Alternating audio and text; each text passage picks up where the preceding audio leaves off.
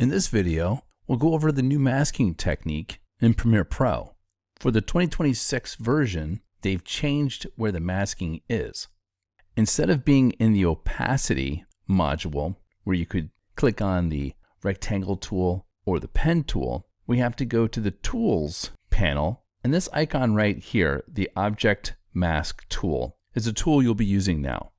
If you click down on it, you'll have 4 different tools to select from: the Object Mask tool, Ellipse Mask, Rectangle Mask, and Pen Tool Mask. These 3 tools are the same as before. The newest one is the Object Mask tool. For this skill build, we're going to go with the Rectangle Mask tool. Click on the top left of the preview area and then drag down to the middle bottom and let go.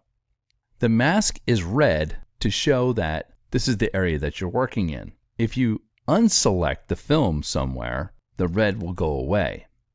When you click on the film again, the red won't come back until you click on the rectangle mask in the opacity module.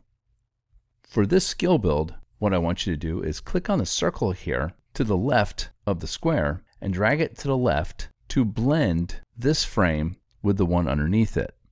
And then take the left top circle, drag it out of the preview area, drag the right top circle out of the preview area, drag the bottom right circle out of the preview area, and do the same thing with the bottom left circle to make the 2 pieces of film look seamless.